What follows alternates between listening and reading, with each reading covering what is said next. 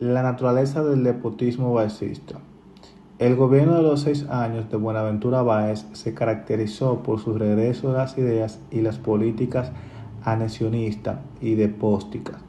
Su gestión estuvo marcada por la persecución y el asesinato de los disidentes y el manejo inescrupuloso del erario público. Báez se propuso destruir al Banco Azul mediante un fuerte régimen de terror.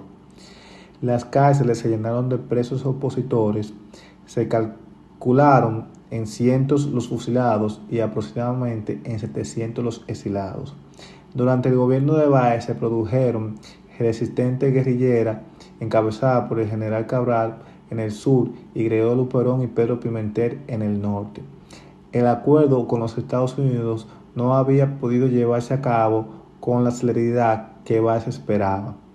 Acorralado políticamente y económicamente, Báez recurrió a hacer emisiones monetarias y al endeudamiento. Desde el exilio, Báez preparó bases para la confrontación abierta con Santana. Afloraba hacia una división profunda dentro del bando conservador, lo que no tenía precedente, pues hasta entonces Santana había sido reconocido como su jefe indiscutible. El proceso político tras la restauración. La restauración fue un movimiento popular y nacionalista que mediante la guerra revolucionaria devolvió a la República Dominicana su independencia. La base social de ese movimiento estaba constituida fundamentalmente por campesinos, la burguesia urbana. Estas clases enarbolaron la bandera del republicanismo democrático como representantes del progreso económico, social y político en su época histórica. La restauración fue además el mayor movimiento armado que conoció el país en toda su existencia, a partir incluso de los tiempos coloniales. El 16 de agosto, los dominicanos conmemoran otro aniversario del inicio de los actos bélicos que desataron la guerra dominico-española por la restauración de la República Dominicana, que había sido proclamada el 27 de febrero de 1844. El día 3 de marzo de 1865, el gobierno español emitió el Real Decreto que determinó el abandono por parte de España del territorio dominicano y anulando el pacto de anexión.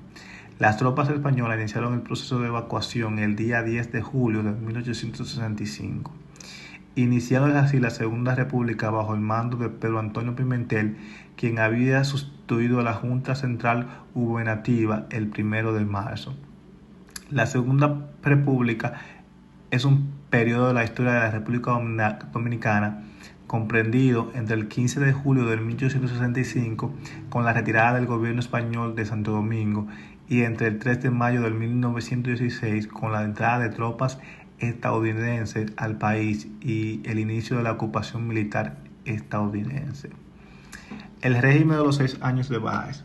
Buenaventura Báez había tomado posesión de la presidencia de la República el 2 de mayo de 1868 y de esa manera inició el periodo de su administración que se conoce como el gobierno de los 6 años.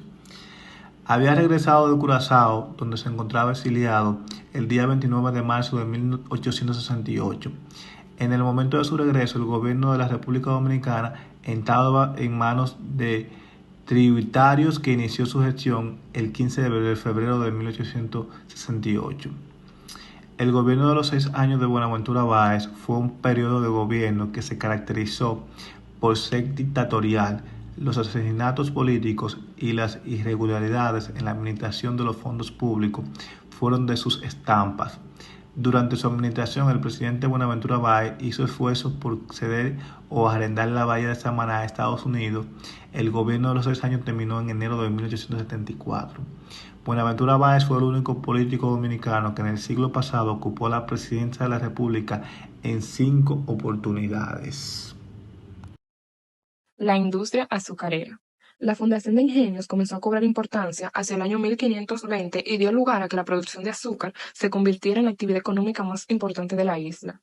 La producción azucarera se sustentó principalmente en la mano de obra esclava traída de África, pues la población indígena estaba desapareciendo. Para el 1530 había unos 20.000 esclavos africanos. Los dueños de ellos eran los propietarios de las explotaciones agrícolas, donde también laboraba un grupo pequeño de hombres libres. En las plantaciones se producían bienes para su autosostenimiento y el de los esclavos, y también era el azúcar que se vendía en el mercado internacional. También había una capilla para el adoctrinamiento religioso de los esclavos. Algunos ingenios funcionaban como centros productivos donde se incluían actividades artesanales y otros ingenios operaban como mercado donde concurrían pobladores y comerciantes. Para estimular la producción azucarera, la corona española tomó medidas a favor de los grandes propietarios. Algunos de estas fueron reducción del diezmo del 10% al 3%, entrega de crédito a bajos intereses, eliminación de impuestos y entrega de indígenas y de tierra. Núcleo del desarrollo capitalista 1880-1930. La industria azucarera se convirtió en el sector principal de la economía, puesto que ésta generaba la mayoría de las divisas que servían para importar, los mayores ingresos del gobierno y la mayor parte de la mano de obra asalariada.